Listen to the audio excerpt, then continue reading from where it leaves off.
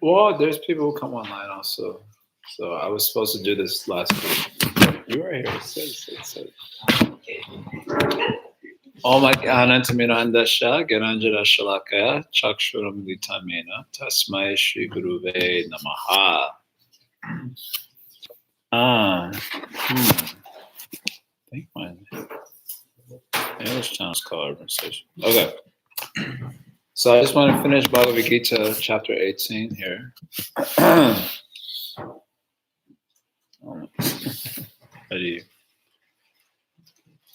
So in the last passage we covered, Krishna is giving a summary of all the teachings that he taught.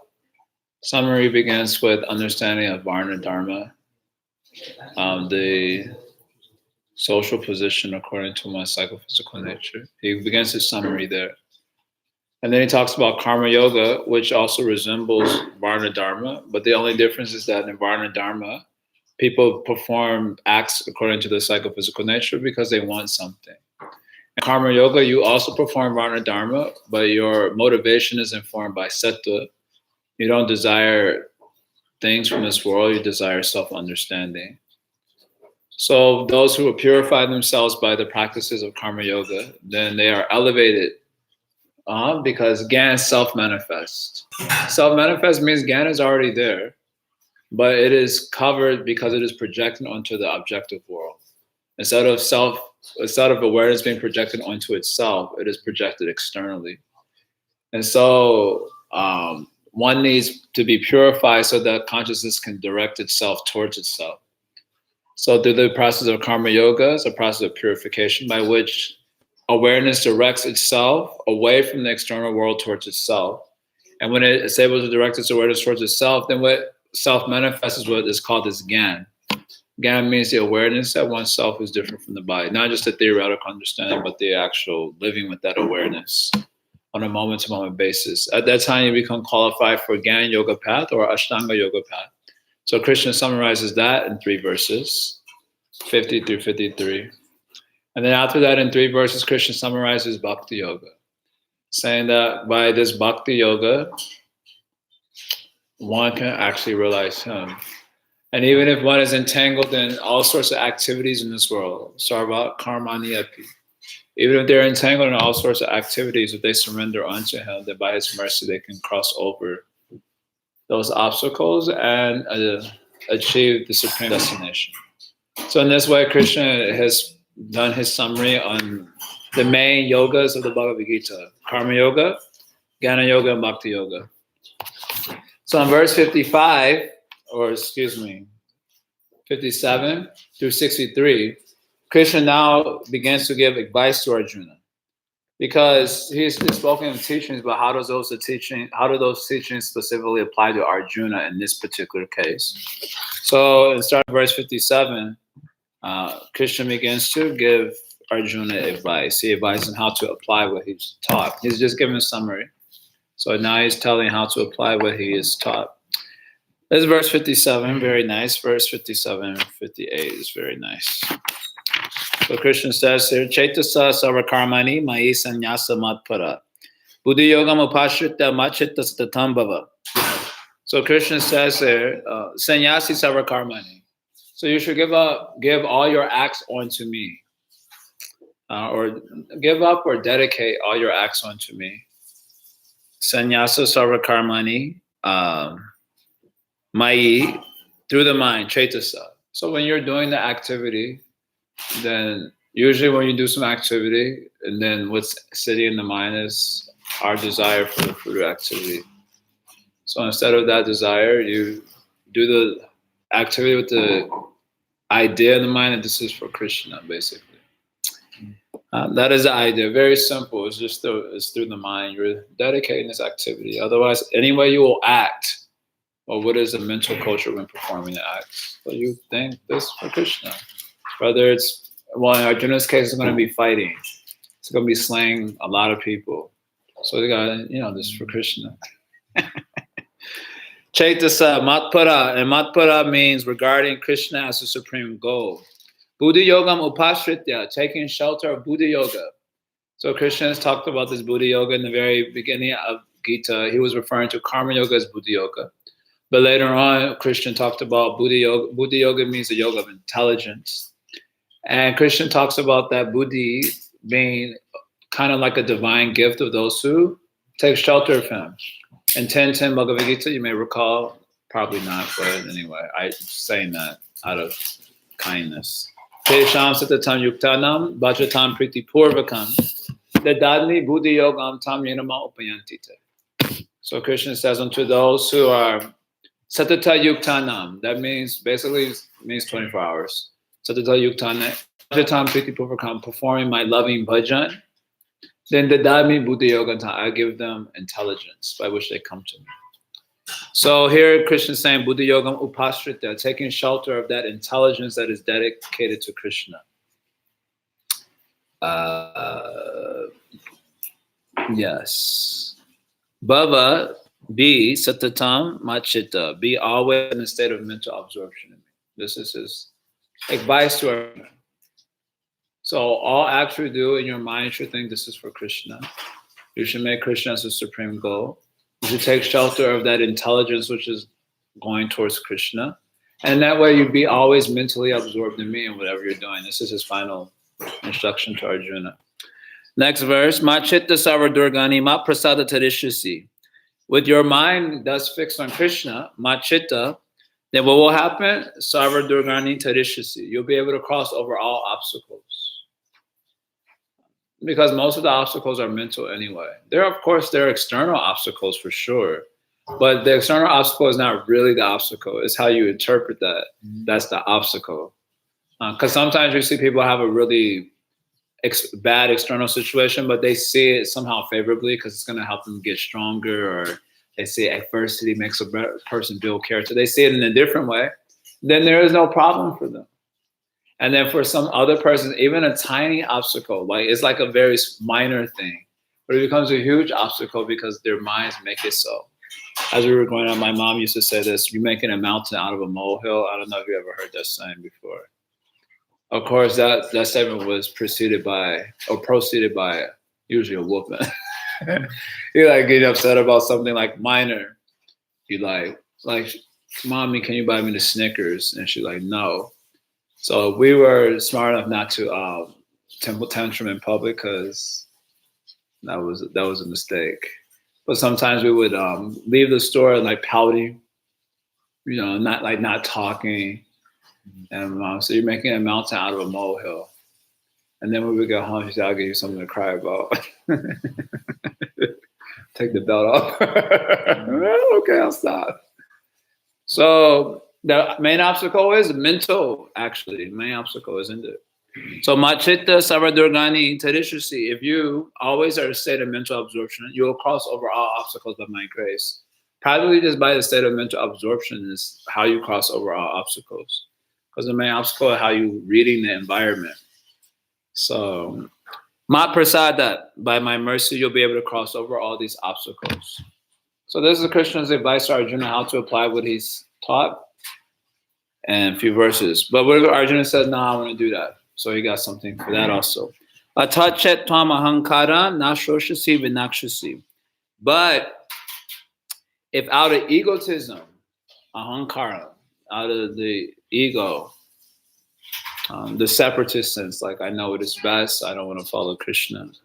If out of ego, you do what you want, not hearing me, not shoshasi, you don't hear what I'm advising you, then minashasi, you will perish.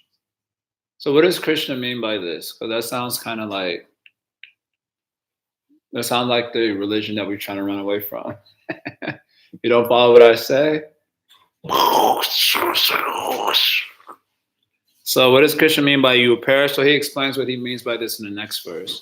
Because he's saying here, out of ahankar, you don't listen to what I'm saying, because that is the obstacle. Krishna is giving me some instruction in Bhagavad-Gita, but we have an ahankar, an ego that says differently, right? And usually our egos are always at odds with the divine instructions. That's just the way ignorance works, right? We've described this many times in this class, that ignorance means that your conventional way of seeing is exactly opposite to truth, right? Because you take the anatman, the non-self, to be the atman, the anitya, the temporary, to be nitya, eternal, the asuchi, the impure, to be suchi, pure, and the dukkha, which calls dukkha, to be sukha. So these are exact opposites of each other. This is a definition of avidya given in Yoga Sutra. Our acharyas give the same definition. So that means our conventional way of seeing is opposite to truth. So ahankara is just an extension of that avidya that is particularizes to a particular jiva. You have a particular ego. So Krishna gave me some instruction, ahankara telling you another thing. So he says, if out of ahankara you don't hear me, because that's what happens when the class is going on, right? You arguing inside, especially depending on where you're at in your consciousness. Speaker is saying so many things, but inside you giving an argument, especially when they're the advice is and directive. We don't like those sort of things. You know, we just want to hear stories and stuff. But when the thing starts to become like you should do this, you should do that, and inside the argument begin. That is ahankar. So if out of ahankar you do not hear me, then you will perish. So what does this mean? You will perish. It's not. He's not condemning Arjuna. He explains what this means. Next verse is verse 59. So yan ahankar ashritya yan ahankaram ashritya na yotsya iti manyase. So by falling prey to the ahankara, yan ahankara ashritya, by following your ahankar, na yotsya iti manyase, you are thinking na yotsya iti, I will not fight. Because that's what your ego is telling you at this moment. I will not fight. But mityaisha vyavasayaste, this resolve, vyavasayas means this resolve of yours is useless. Mityaisha, this resolve is useless. Why? Pakritim tam nayokshati, because you will be compelled by your nature given by Pakriti. You have a particular nature by Pakriti. His nature is, of course, a Kshatriya. So his nature is to fight. So if out of ahankar, you're saying, I will not fight. He said this determination is useless because your nature will force you to do it. Certainly you have this. He elaborates on this in the next verse also. This is a very nice verse. Swabhava jena konteya nibada svena karmana kartum nechasi moha karishasi avashopita. So, O son of Kunti, what out of delusion you desire not to do, you will do. Yan mohat nechasi kartum. What out of mohat, bewilderment, not ichasi, you do not want to do, you do not desire to do, kartum, karishashi, that you will do. Why? Avasha, and that too you will do it helplessly. Why? Nibada swena karmana, because you're bound to a certain type of actions born from your own nature. So abhavajena. You have a nature, you cannot escape it. Just like you have a body, sometimes when devotees first join the movement, like at least when I first joined the movement, this word sense gratification was very bewildering to me.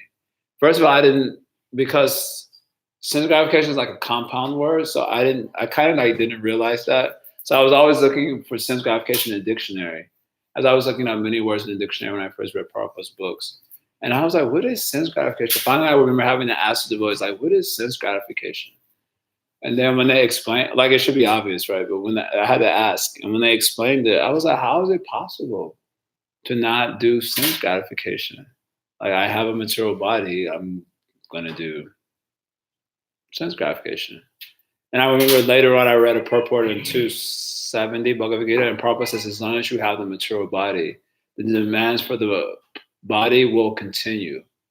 The demands of the body for gratification will continue. I remember that verse gave me so much solace because it always like, how can you stop sense gratification? So some sense gratification you have to do. That is inevitable. So you may think, no, I don't want to do sense gratification. I will live like the Goswamis. So you will do it and then you will die shortly thereafter. You cannot imitate. So that is a simple thing. But also you have a particular nature. You may have like an art nature, different artistic nature. You may have a scholarly nature. That doesn't happen so much. We all have our different natures. So if you try to deny that nature, then you'll be at odds with your body and mind. And you also, anyway, you'll not be able to stop eventually.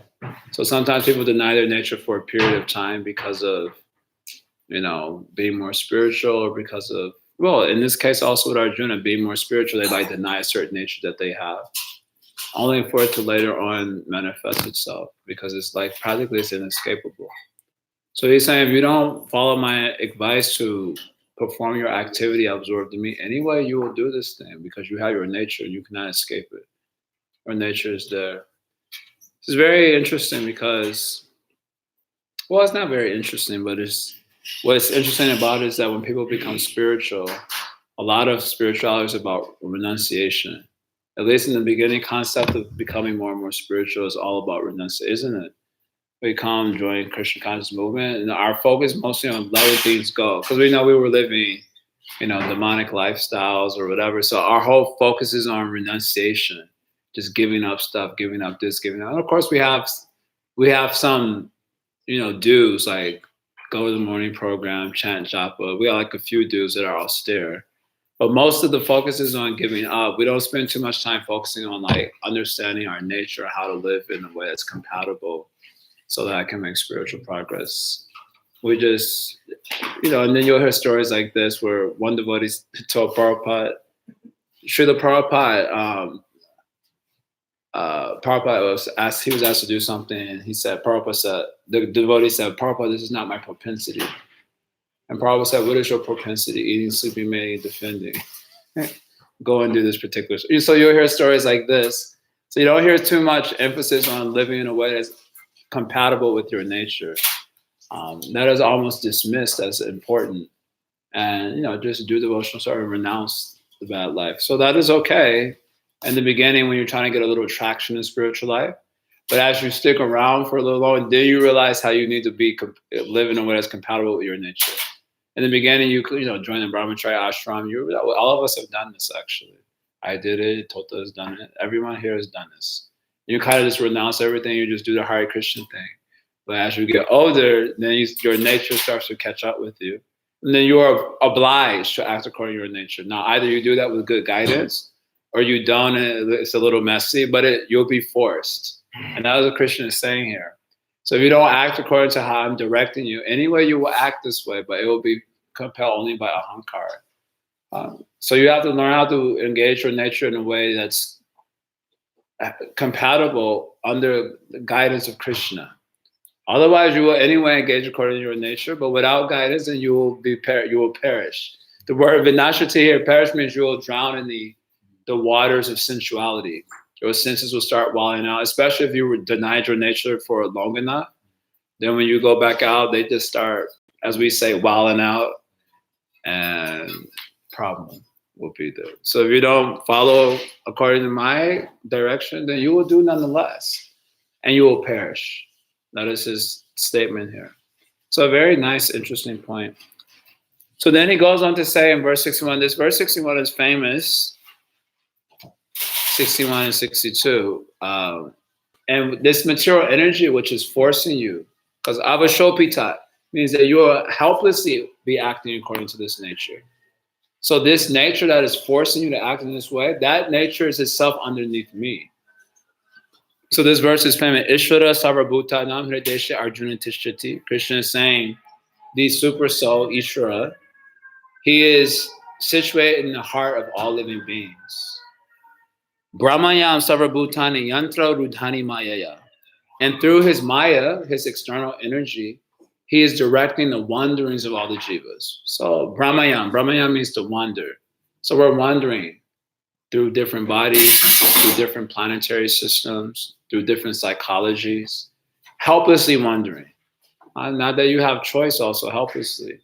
When you're in the body of a pig, you can't help but be attracted to another pig, for example.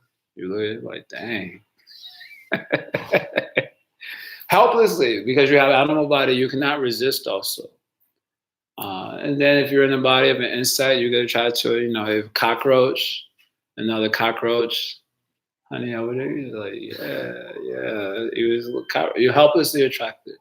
So a human form of life, it also, unless you have Gana Chakshu is open, unless your eye of knowledge is open, then you are helplessly acting Also, there are probably no freedom. Everything that's happening outside is happening helplessly. People are drinking helplessly. They're acting crazy helplessly. Everyone, all of us. Even when your organic chakra is open because it's not strong, you also, all of us also acting helplessly, getting envious of each other helplessly, looking at someone and wanting their position helplessly. Everything is happening helplessly. So Krishna, through his external energy, he is directing the wanderings of all these jivas who are helplessly moving under this material energy. Sarva Bhutani, Yantra Rudhani Maya, as if situated on a machine, Yantra of the material bodies. So the basic idea of this verse is that material energy that is helplessly forcing us to act, that energy is itself under Krishna. So if you say, I don't want to follow my advice, Krishna's advice, think of me, take refuge in me, intelligence in me. I don't want to do that, I'll act according to Ahankar. Then he said, you'll anyway end up doing what I'm saying, being forced by nature. And that nature itself is also under me. So you will essentially also be following me that way as well. But you can say unfavorably through the material energy. So you will have to suffer the consequences of that. So therefore, final point, tam eva sharanam gacha sarva bhavena bharata. Therefore, you should go and take refuge in him alone. With all your sarva bhavena, with all your feeling, ardently. Go and take shelter. Anyway, it is unavoidable. Either you take shelter directly, or you helplessly acting under the material energy, which is itself underneath him. And you'll be forced. So you go and take shelter of him with full heart. Tat prasada, by his mercy, param shantam stanam prapshasi shashvatam. By his mercy, you will attain the supreme peace and the eternal abode. So that is a good proposition. So then he ends his advice here. This is a very nice verse. Itite gyanam akyantam guhyam guhyataram maya. So Arjuna, I have thus spoken to you knowledge which is confidential, guhyat, and guhyataram, and more confidential. This knowledge I have spoken to you. Confidential knowledge is knowledge about the soul and its kind of entanglement and prakriti. And more confidential knowledge is knowledge about the super soul. So he said, I've spoken this to you. Now, you deliberate fully on what I've said, yata ichasita takuru, and you do as you like. So Krishna is not forcing. Although he did give some strong words, if you don't do, you'll perish and all that, but you make your decision. I'm not forcing.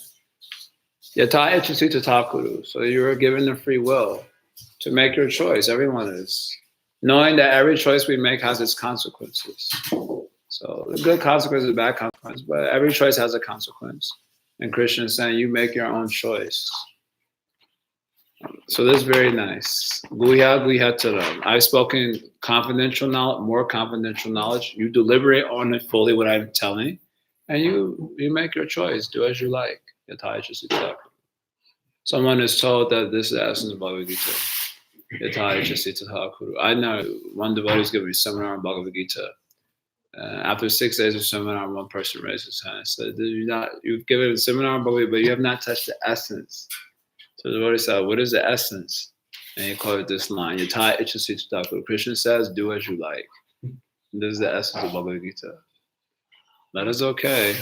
But you cannot do it. You can do as you like, but that is also being controlled by the external energy. That's why Krishna said, deliberate fully on what I'm telling and then make your decision. So Arjuna is thinking. And so before he makes his decision, Krishna has one final thing to say.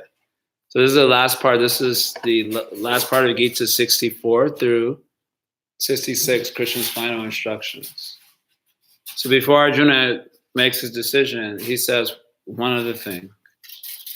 He says, Sarva guhyatamam bhuya shrunume paramam vachaka. You hear again my most guhyatama means the most secret. I spoke to you secret, more secret. Now you hear again the most secret knowledge. And then he also says Sarva guhyatama.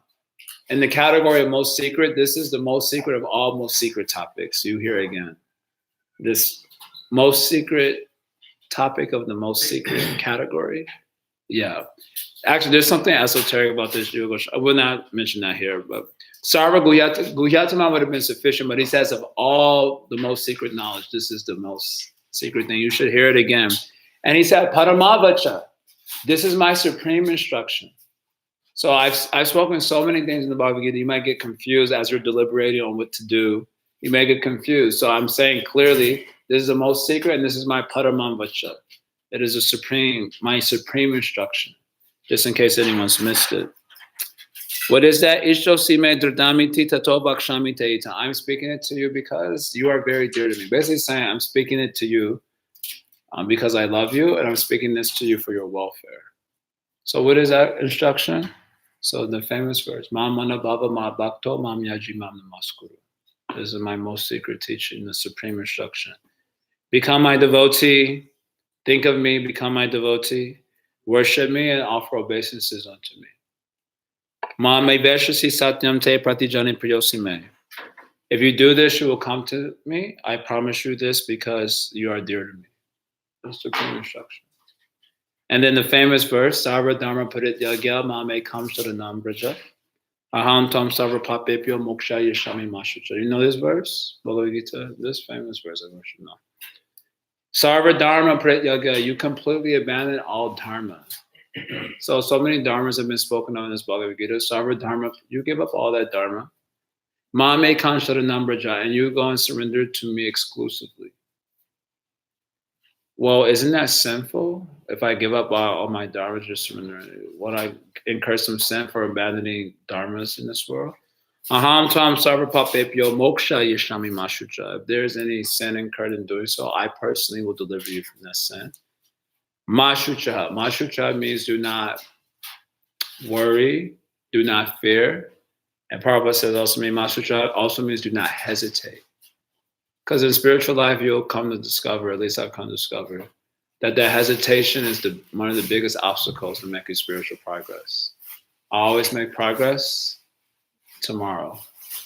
Or I'll make, I trust Krishna, but there's something that causes a little hesitation. So then they go on hesitating.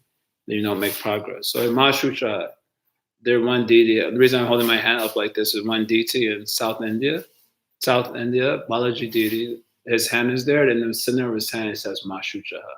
When you see the deity with golden hands at Mashucha. Do not worry, do not fear, do not hesitate. Just surrender, take refuge in me exclusively. This is his supreme instruction. And with this, his instruction concludes. So there's secret knowledge, more secret knowledge, most secret knowledge.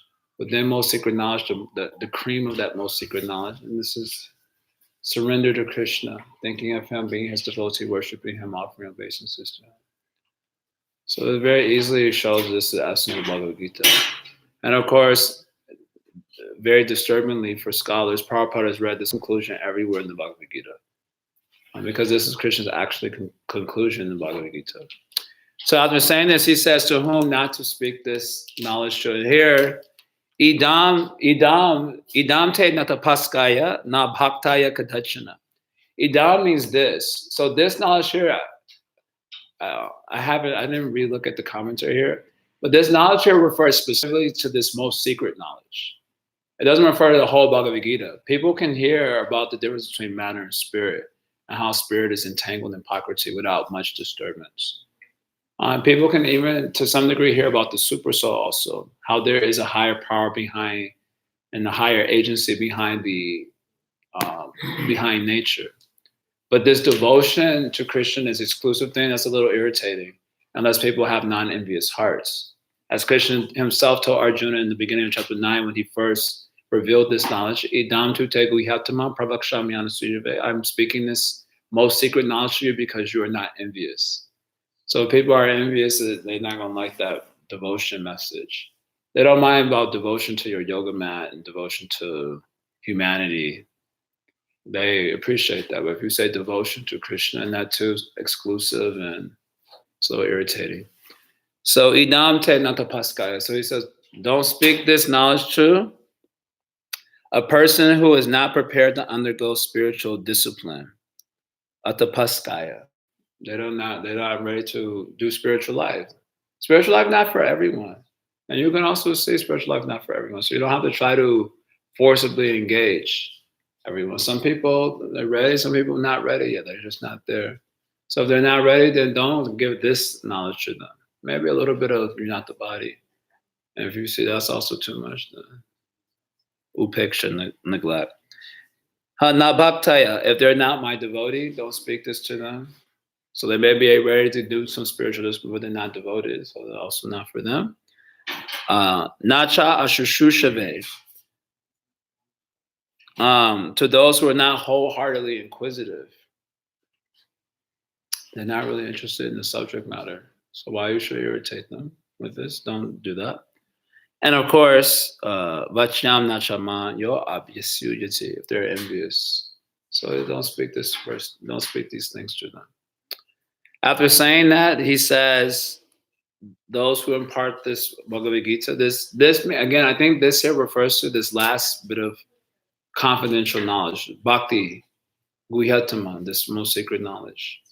Those who impart this most sacred knowledge to my devotees, then param bhakti, they'll get pure devotion, and they'll come to Krishna. There's no doubt about that. So I like that verse a lot because I teach a lot of Bhagavad Gita. And then Krishna says, moreover, there is none among humans who renders greater loving service to me than such a person who speaks Bhagavad Gita to his devotees.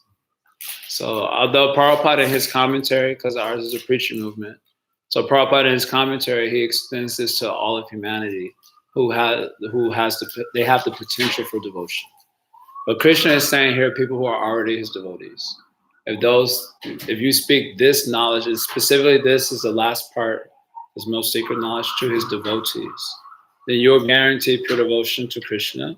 And you are most dear to Krishna because you're speaking this to his devotees who are themselves very dear to him.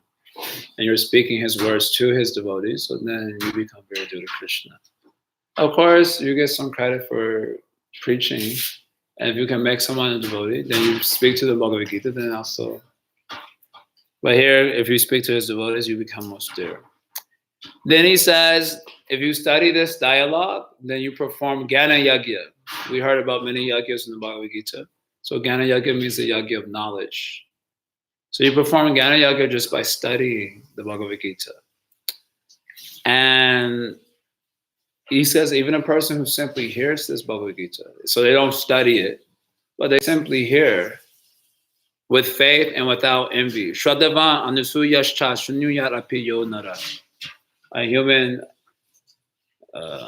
shunyuyarapi. He's simply hearing. He's not trying to study Bhagavad Gita or anything like that. He's simply hearing. But anasuyas, he is not envious. He is not like a fault finder. That's what I'm translated here. Shraddhavan, he is filled with faith. He sees like you're a trustworthy person, and you're hearing you. Oh, you speak very nice spiritual knowledge. Some people are like that. They're like very simple. So they have a simple faith. They see yours just like our friend will come sometimes, David. So he's like that. Doesn't understand much. Just learning very new. But he has simple faith, simple open heart. He's you're a trustworthy person. So he has very simple faith. He hears you. And he's not envious. He's not finding fault.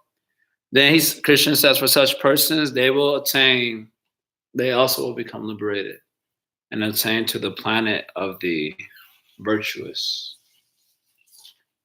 So now he's giving so many boons that you get from studying Bhagavad Gita. And then he asks Arjuna a question, has your ignorance now gone after hearing this Bhagavad Gita?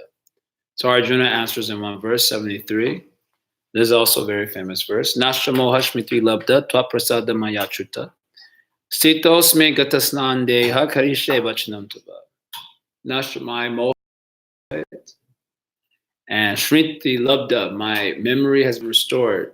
It has said all the way back in 2.7. Karpanya dosha uparatasva bhava. Right? That my nature is being afflicted by the fault of karpanya. And karpanya there meant ignorance of the soul. So now he's saying that the bewilderment is gone and my memory is restored. I know what my nature is. And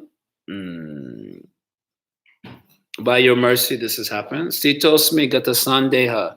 My bewilderment about what is dharma, what is a dharma, that is also gone. Because that was, Arjuna also said that in 2.7, right? Dharma Samuda Chitta. What is it? Dharma Samuda. How does it go? Karpaya Dosho Upadata Baba. Chami Tvam. Dharma Samuda Cheta. Dharma Samuda Cheta. Dharma Samuda means I'm bewildered about what is Dharma. So Arjuna saying that is also gone by your mercy. Kadishe Vachanam Tava. Now I'm ready to act according to your words.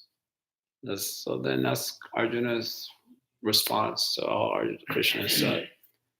And so the Gita closes with that, really. Last few verses is because the conversation is between who? Sanjaya and Dhritarashtra, right? Sanjaya is reporting what he's hearing on the battlefield to Dhritarashtra. So now that the conversation between Arjuna and Krishna has come to a close, Sanjaya begins to speak to Dhritarashtra because he has to answer Dhritarashtra's question, right? The Bhagavad-Gita opens up with a question, right? What is the question? You remember? Anyone remember the question in Bhagavad-Gita? Yes. What did my sons and the sons of Pandu do? They assembled on this holy place, Dharma Kshetra, Kurukshetra, right? They assembled on Kurukshetra, which is a Dharma Kshetra.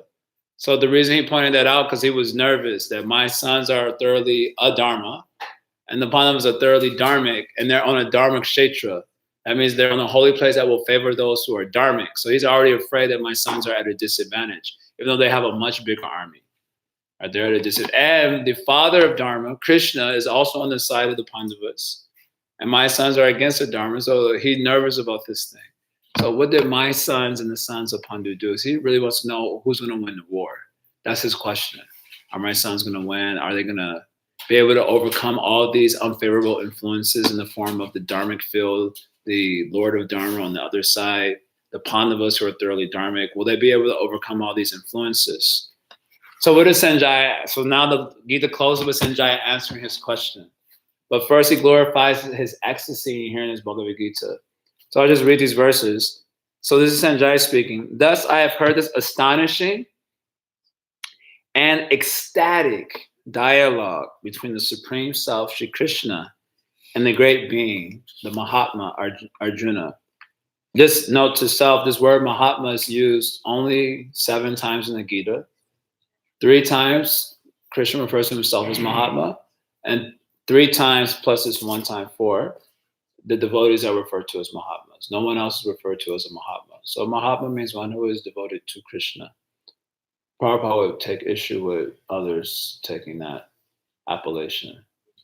Like, anyway, I'm not going to say the name because that might be rude. Sanjaya continues, through the mercy of Sri Vyasa, I have heard the supremely confidential wisdom of yoga directly from Sri Krishna, yoga, while being spoken by him. O King, recalling repeatedly this wonderful and sacred dialogue between Sri Krishna and Arjuna, I am delighted again and again. Furthermore, O King, as I recall repeatedly the most astonishing form of Sri Hari, my wonder is great and I rejoice again and again. So he's like going off, he's in ecstasy. And then the last verse of the Gita, he answers Dhritarashtra's question. And his question is, who's going to win the war? That's really his question. He said it in a roundabout way. So then Sanjaya gets answered finally. Wherever there is Sri Krishna, the master of yoga, and wherever there is Arjuna, the wielder of the bow, there will surely be opulence, victory, prosperity, and statesmanship, or dharma. This is my conviction. So I'm sure Dhritarashtra was ecstatic to hear that. And then the Bhagavad Gita closes, it finishes there. Hari Om Tat Sat. Jai. Okay. Any questions? What did you hear? So it's not, sometimes it's like you're so dragged by material enjoyment when you are holding it too much. It's not more ahankara most of the time, it's most of the time laziness. You just cannot give it up right away. Yes. I mean, yeah, of course, ahankara is an indispensable feature of that. Kind of lazy, you know, it's like a morning time. Like today I was trying to wake up and come here, but I couldn't, you know. It's like so much, you know. But that's how do we like how does it happen? Like how do we shift that access towards certain Yeah. certain type of, like, do we need just simply associate and then we're gonna get a taste? How do we get taste? How to get taste in order to get away from that laziness? Yeah, I think my basic answer to this sort of thing is that it's about building momentum. So that is a hard thing when you come out of, what's the word? I'm thinking routine. When you come out of like a routine, then it's hard to build momentum again to get it going. So there's verses there, Adantago Bevishatam to Mishram. When the senses are Adantago means untamed. Like you try to tame a horse or tame a tiger. So that's a little bit steady. So when the senses are untamed, Adantago means untamed senses. Vishatam to Mishram, they drag you to hell. And many of us, we have this experience also. They just take you straight to hell, Adantago. So if you take too long to tame the senses, that's where they're going. So then when you try to get them back under control, after you allow them to wild out, it becomes much more difficult to tame them. So building that momentum becomes very challenging. So the first thing is at least to recognize that the senses are wilding out, like they're just functioning according to their own. So now they want to sleep, and you gave that example. So they feel like sleeping, and because we are Adantago, we just go along with that. And then when the senses want to stay up until 1 or 2 o'clock, 3 o'clock in the morning, then we go along with that. So if you let the senses go, then they will run. So they need a little bit of momentum, just taming them a little bit. And then as far as building taste, because taming them is hard, but that's actually the easier part than getting the taste. After you tame them a little bit, then you have to associate with the thing that you're trying to get taste for, right? As Rupa Goswami says, Syat Krishna Nama Charita Disatapa Vidya, Pito Patasha Rasanashana Ruchikanu. That the name of Krishna and his pastimes and so on, they're all sweet like sugar candy. But in the beginning, we experience it like jaundice, like bitter, because of the jaundice of ignorance. Apparently, if you have jaundice, then rock candy tastes very bitter. But the cure for jaundice is rock candy. So these Krishna Lila, all these things, they're wonderful, but when we're suffering from ignorance, we don't taste it as such. So, but we have to take that medicine of hearing. But you will not take the medicine of hearing if your senses are adantable. Because just like when mom was growing up, she would have to feed the medicine to us. Otherwise, she would say, okay, the medicine is inside, you take it, and she'll go like off to work or something. We wouldn't take it because it tastes bitter, right? So then the senses will prevent you from associating with the thing that you're trying to get taste for when they're untamed. So you got to get them a little bit tamed so that you can at least bring them to the thing. Let's say we're talking about, in this context, let's say Shravanam program or Kirtan or whatever it may be. Bring it to the meditation class, to the yoga class, or just getting up for work. Even something as simple as that. Whatever it is you're trying to get a taste for, you have to have some level of sense control in order to associate with the thing that you're trying to get a taste for. Otherwise, you're not. Therefore, Rupa Goswami's first instruction and nectar instruction is about the senses, right? How's it go? Vacho Vegam, Jihva Vegam, Udara Pasta Vegam, Vishahe Tadira, Sarvava Pima Prativim Sashishda. So why the first verse started with the senses? And Srila Bhaktisiddhanta is quoting this verse, Adanta Go Vishatam to Mishram. Puna Punash Charvita Charvanana. Srila Bhaktisiddhanta quotes this verse. If their senses are untamed, they'll drag them to hell. Puna Punash Charvita, and they'll chew that which has already been chewed. Same old sense gratification, but they can't stop. So everyone, no matter what discipline you're following, whether you're a straight up materialist, or you're a yogi, or you're a bhakta, or you're a jnani, everyone's got to have this thing, that little bit of sense control so they can do the things that they want to do. Otherwise, the senses will take them to things that even you don't want to do, helplessly.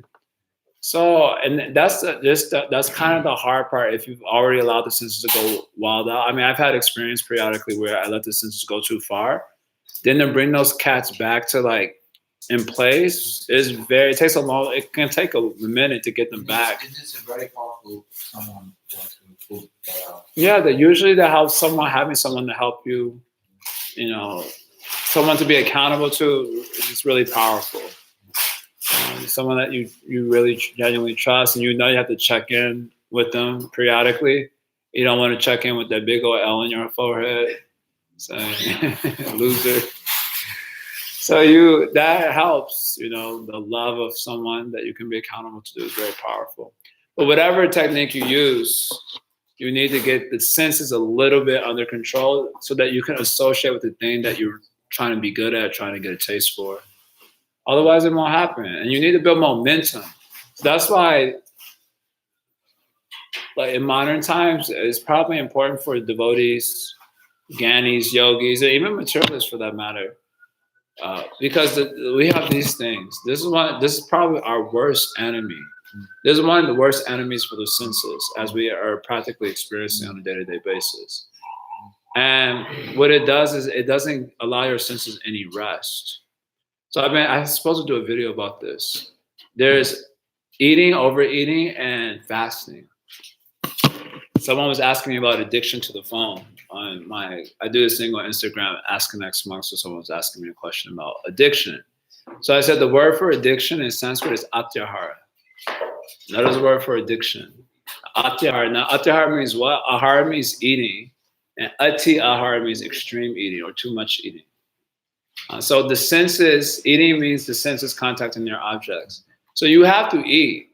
The eye has to see some form. The ear will hear sound. The nose will smell. The tongue will taste. It will have. So Rupa Goswami that hasn't said eating is a problem. Senses contacting their objects is not themselves a problem, but atyahara is a problem. But atyahara is a result of those who don't get their senses under control. They will take more than they require.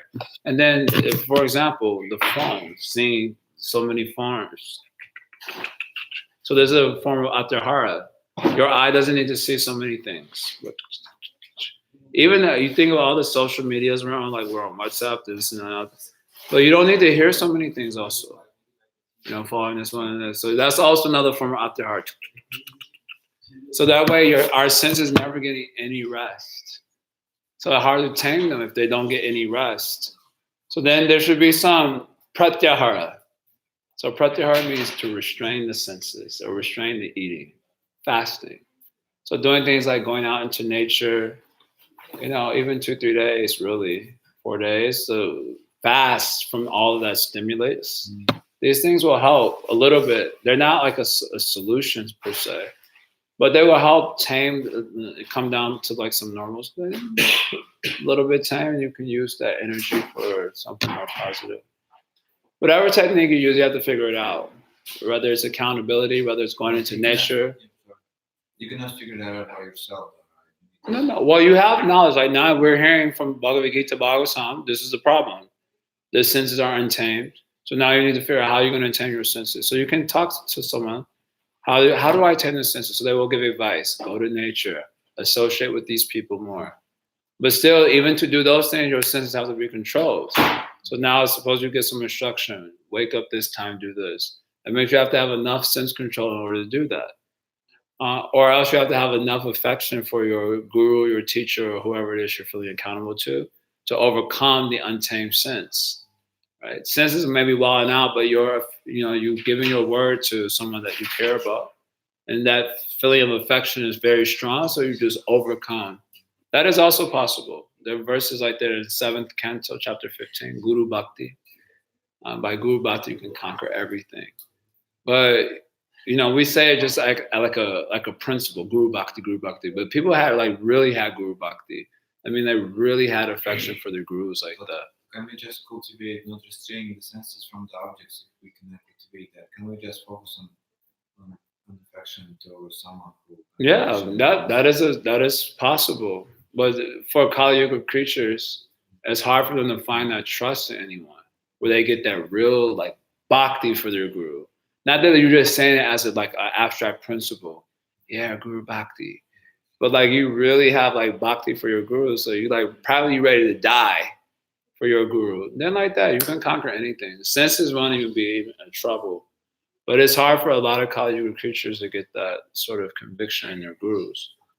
In previous ages, it was a little bit easier because they grew up with their gurus from when they're shorties. And they saw their gurus, they had like outstanding characters and they care for them for such long periods of time. So because of the affection that the guru would put in the disciple, so the disciple will have powerful guru bhakti. Then they can conquer their sins with everything. Even they have slip-ups, they get over it quick because of guru bhakti. But our case is a little bit unique because our guru bhakti may not be so prevalent. So we struggle with these things because of that. In any case, you will find, however you find, just as this point is the same. You have to, the senses is the enemy here. The untamed senses. Sorry. Yeah. Yeah. Well, also there's such a thing as like Krishna gives like so much suffering, so a person can like, oh, I can't handle this anymore. I have to do something else. So Yeah. suffering comes as a Krishna himself, right? Yeah. So you could say that for the thoughtful person, the suffering will direct them towards something higher, deeper. But there are a lot of not thoughtful people. They just suffer and then they carry on.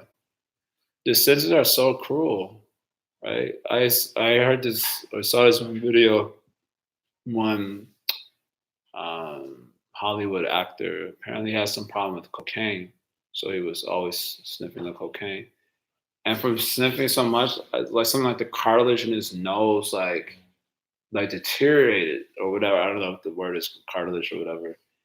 And his senses were so uncontrolled. He went to the hospital and had like a plate put inside his nose, so he could continue doing cocaine. That's how relentless the senses are. Like you're like literally dying. They don't care. They just keep going. So even though you are suffering, still you carry on. Punam punash charita charanana. Join the truth. Not so easy. So this advice was given to us for getting that under control. So you get a little control and then you associate with the thing that you're trying to get taste for, and then you do it more. And the more you do it, the more likely you are to get a taste for it. And then you grow it from there. Otherwise, not possible. Okay? So Bhagavad-Gita. 18 chapters complete. So, Hari Om Tat Sat. Thanks a lot. Srila Prabhupada Ki Jai. Hari. It's been since